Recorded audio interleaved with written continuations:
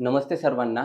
आज आपण इंडियाचा मॅप जो काय आहे ना, आपला भारताचा जो मॅप आहे ना, याबद्दल चर्चा करणार आहोत. तुम्हाला एक गोष्ट सांगतो, जिओग्राफिकल पॉइंट ऑफ व्ह्यूने ज्यावेळेस आपण प्रिपरेशन करतो ना, त्यावेळेस आपल्याला एक गोष्ट माइंडमध्ये असली पाहिजे. ती म्हणजे काय माहिती आहे का? आता फॉर एक्झाम्पल काय असतं माहिती आहे का? हिस्ट्रीचं आपल्याला प्रिपरेशन करायचं, पण फॉर एक्झाम्पल तुम्हाला विचारलं गेलं, इंदोर कुठे आहे? इंदोरच्या बाबतीत हिस्ट्रीचा एक पॉइंट आला. आपल्याला इंदोर कुठं लोकेशन आहे, ते आपल्याला माहीत असेल, तर आपल्याला हिस्ट्री प्रॉपर समजत नाही.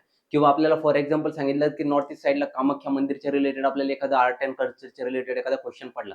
पण कामाख्या मंदिर आसाम कुठे आहे ते आपल्याला माहीतच नसेल, तर आपल्याला ते कामाख्या मंदिरबद्दल डिटेल चर्चा करणार आहे. म्हणजे फॉर एक्झाम्पल काय असतं माहिती आहे का? जितके पण विषय असतात, जितके पण सब्जेक्ट असतात ना, त्याचा सगळ्यात बेस्ट म्हणजे जिओग्राफी समजून घेणं फार महत्त्वाचं आहे. त्या दृष्टिकोनातनं आपण आज इंडियाचा मॅप बघणार आहोत, आपल्या भारताचा मॅप बघणार आहोत. आणि तुम्ही काय करायचं माहिती आहे का? तुमच्याकडे जो ॲटलास असेल, ऑक्सफोर्डचा ॲटलास असेल किंवा जो पण मॅप असेल ना, किंवा आपण साधा मार्केटमध्ये जाऊन एक इंडियाचा मॅप घेऊन या. तर मॅप घेतल्यानंतर आहे ना, त्याच्यामध्ये आपल्या भारताचे जे काही स्टेट आहे, ते प्रॉपर लोकेशन कुठे-कुठे, काय-काय आहे, ते एकदा, दोनदा, तीनदा, चारदा, पाचदा, 6 वेळा नाही जमलं तर 7 वेळा, 8 वेळा, जोपर्यंत परफेक्ट होत नाही तोपर्यंत त्याच्यावर मेहनत करत राहा. तुम्हाला ती गोष्ट समजून येणार आहे. आणि दुसरी गोष्ट, कधी-कधी काय असतं माहिती आहे, भारताचा आणि पाकिस्तानच्या रिलेटेड संबंध सध्या खराब चालले. तर भारताचं जर एखाद्या व्यक्तीने विचारलं पाकिस्तानच्या बाबतीत आपल्या देशाचं काय स्थान आहे? आपल्याला पाकिस्तानचं लोकेशन माहीत नाही, आपल्या देशाचं लोकेशन माहीत नाही, तर आपल्याला हे संबंध समजणार नाही. तसं चीनच्या बाबतीत जर विचारलं गेलं एखाद्या व्यक्तीने, चीनचं भारताच्या बाबतीत काय स्थान आहे? पण चीन लोकेट कुठे आहे भारताच्या नॉर्थ साइडला आहे, की वेस्ट साइडला आहे, की ईस्ट साइडला आहे, ते आपल्याला माहीतच नसेल तर आपलं रिलेशन प्रॉपर डिफाईन करता येणार नाही. तसंच नेपाळच्या बाबतीत पण, तसंच बांगलादेशच्या बाबतीत पण, तसंच म्यानमारच्या बाबतीत पण. आणि दुसरी गोष्ट दक्षिण आशियाच्या बाबतीत भारताचं काय स्थान आहे? आपण हे चर्चा करणार आहोत. भारताची जिओग्राफी समजून घेणार आहोत.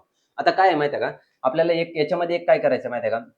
आता भारताचा मॅप आहे. त्याच्या मॅप ओपन केल्यानंतर तुम्ही काय करायचं? भारताचा ट्रॉपिक ऑफ कॅन्सर म्हणजे त्याला म्हटलं कर्कवृत्त म्हटलं जातं. ते प्रॉपर लोकेट करून घ्यायचं. तुम्ही काय करायचं माहिती आहे का? मॅपची इथनं नाही का 23°30 रेखावृत्त म्हणजे 23-30 रेखावृत्तावर आहे ना, जे प्रामुख्याने इथनं काय गेलेलं आहे? कर्कवृत्त गेलेलं आहे असं. समजलं? कर्कवृत्त गेलं. ते आहे ना लाईन ड्रॉ करून घ्यायची कंप्लीटली. कुठं-कुठं गुजरातमध्ये जातं, राजस्थानमधनं जातं, मध्य प्रदेशमधनं जातं, झारखंडमधनं जातं, पश्चिम बंगालमधनं जातं आणि दुसरी गोष्ट इथं त्रिपुरा नावाचं राज्य आहे आणि त्याच्यानंतर मिझोराम राज्याच्या मधनं जात असतं. सो समजलं? त्याच्यानंतर भारताची इंडियन स्टँडर्ड टाईमला सुद्धा पूर्णपणे लोकेट करून घ्यायचं. बघा इथं अलाहाबाद म्हणून नैनी म्हणून एक ठिकाण आहे. इथनं असं इंडियन स्टँडर्ड टाईम गेलेला आहे आणि हा इंडियन स्टँडर्ड टाईम गेलेला आहे. हे बघा असं उभी रेष एक मारून घ्यायची, एक अशी आडवी एक रेष मारून घ्यायची. ओके. अशा 2 गोष्टी समजल्या आणि ते कोणकोणत्या राज्यातनं जातं, ते सुद्धा तुम्ही इथलं डिफाईन करून घ्यायचं. समजलं? आता उदाहरणार्थ उत्तर प्रदेशमधनं जातं, मध्य प्रदेशमधनं छत्तीसगडमधनं जातं, ओडिशामधनं जातं, आंध्र प्रदेशमधनं अ, आपलं भारताचं जे काय आहे ना, भारताचं इंडियन स्टँडर्ड टाईम जात असतं. त्याच्यानुसार आहे ना, भारताचं नाही का, म्हणजे उदाहरणार्थ आपण टाईम झोन जो असतो ना, तो कन्सिडर केला जातो. म्हणजे ग्रीनविचमध्ये लंडन म्हणून एक ठिकाण आहे. तिथनं भारताचं जे प्रमाण वेळ आहे, इंडियन स्टँडर्ड टाईम 5 तास 30 अंश रेखावृत्तावर आहे. म्हणजे 82 डिग्री पूर्व रेखावृत्तावर भारताचं इंडियन स्टँडर्ड टाईम लोकेट आहे. म्हणजे लंडनपासून भारतापर्यंत यायला 5 तास 30 मिनिट लागत असतात. सो अशा पद्धतीने स्टँडर्ड टाईम डिफाईन केला जातो. म्हणजे इथं जर सूर्य पूर्वेला उगवला ना, तर इथं 2 तास लेट मावळत असतो. म्हणजे इथं जर सूर्य उगवला, तर आपल्याला 2 तास इथं लेट म्हणजे इथला आणि इथला डिफरन्स 2 तासाचा आहे. त्यानुसार स्टँडर्ड टाईम डिफाईन केला जातो. समजलं? आता या 2 गोष्टी झाल्या. तिसरी गोष्ट म्हणजे भारताचा हा जो मॅप आहे, त्याच्यामध्ये इथं नॉर्थ वेस्ट साइडला पाकिस्तान नावाचा देश लोकेटेड आहे. पाकिस्तानला कोणकोणत्या राज्याची बॉर्डर लागते ते आपल्याला माहीत असलं पाहिजे. त्याच्यामध्ये गुजरात झालं, राजस्थान झालं, पंजाब झालं, जम्मू काश्मीर झालं. जम्मू काश्मीर सध्याला कॅपिटल नाही, आपलं युनियन टेरिटरी राज्य नाही ते. समजा चीनच्या बाबतीत ज्यावेळेस आपण विचार करतो, हिमाचल प्रदेश झालं, उत्तराखंड झालं. हे बघा, हिमाचल प्रदेश झालं, उत्तराखंड झालं, सिक्कीम झालं, अरुणाचल प्रदेश झालं. इथं इथं कोणता भाग आहे हा? हा कोणता भाग आहे?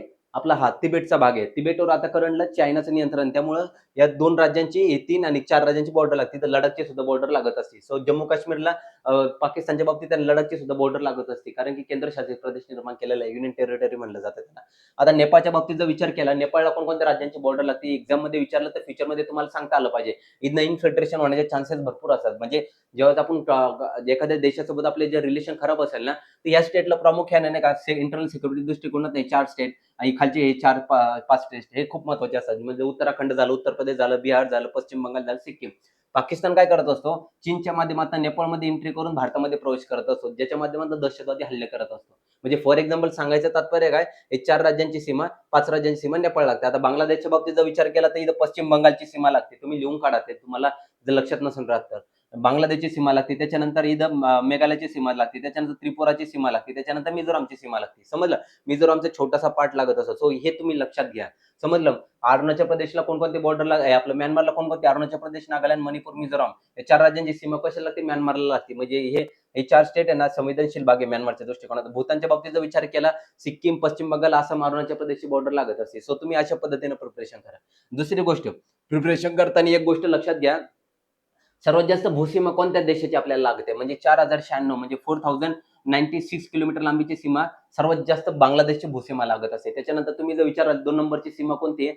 चीनची. मग 3917 किलोमीटर 3970 किलोमीटर लांबीची सीमा लागते, चीनच्या बाबतीत लागते. जे आपण आहे ना एक्सप्लेन केलेलं आहे काही आपल्या लेक्चरमध्ये रेकॉर्डेड बॅचमध्ये पण.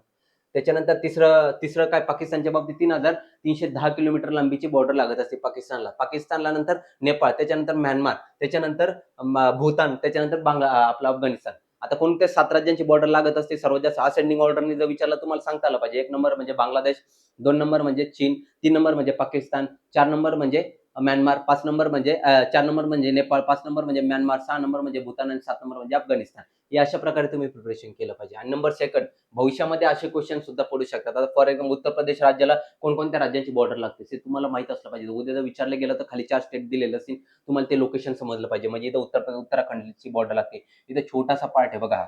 हा बघा हा छोटासा पार्ट आहे. हा हिमाचल प्रदेशला लागत असतो. त्याच्यानंतर इथं दिल्ली, इथं हरियाणा. समजलं? म्हणजे ह्या गोष्टीत नाही. इथं राजस्थान झालं, इथं मध्य प्रदेश झालं, त्याच्यानंतर छत्तीसगड झालं, झारखंड झालं, बिहार झालं. ह्या राज्यांची बॉर्डर लागत असते. म्हणजे जवळपास अशा पद्धतीनं प्रिपरेशन करा.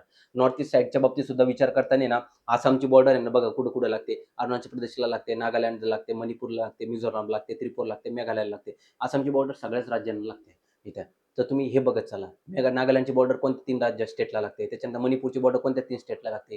त्या त्रिपुराची बॉर्डर कोणत्या स्टेटला लागते. तुम्ही हे पण बघायचा प्रयत्न करा. म्हणजे कसं होईल, उद्याचा क्वेश्चन जर पडला तर आपल्याला टॅकल करता आला पाहिजे. आपल्याकडे वेळ कमी आहे आणि आपल्याला मेहनत करायची, स्टेप बाय स्टेप करायची. नाही समजलं तरी त्याच्यावर पूर्णपणे काम केल्याशिवाय पुढे जायचं नाहीये. सो अशा पद्धतीनं प्रिपरेशन कराल ना, कॉन्फिडन्स पण वाढणार आहे, राईज होणार आहे आणि एक्झाममध्ये चांगले मार्क्स घेऊन येणार आहे. सो अशा पद्धतीने इंडियाचा मॅप तुम्ही बघितला पाहिजे आणि खाली अंदमान निकोबार बेट आणि दुसरी गोष्ट लक्षद्वीप आयसलँड यांच्याबद्दल चर्चा करा. यांच्याबद्दल प्रिपरेशन केलं पाहिजे. अंदमान निकोबार बेट जे काय ना 10 डिग्री चॅनलमुळे सेपरेट झालेले आहे. तसं लक्षद्वीप आयसलँडमध्ये लक्षद्वीप आणि मिनिकॉय हे 9 डिग्री चॅनलमुळे सेपरेट झालेले आहे. मिनिकॉय आणि आपलं मालदीव हे जे काही 8 डिग्री चॅनलमुळे सेपरेट झालेले. सो अशा पद्धतीने तुम्ही प्रिपरेशन करा. फिजिकल मॅप समजून घ्या. तुम्ही जर अशा पद्धतीने प्रिपरेशन केलं, हे प्रत्येक देशाचे लोकेशन बघितले ना, हिस्ट्री, जिओग्राफी, पॉलिटी, इकॉनॉमी सर्व विषय जे काय असतात ना, ते बाय हार्ट होण्याचे चान्सेस भरपूर असतात. सो तुम्ही या पद्धतीने जा. So all the best. God bless you all. Bye bye. Take care.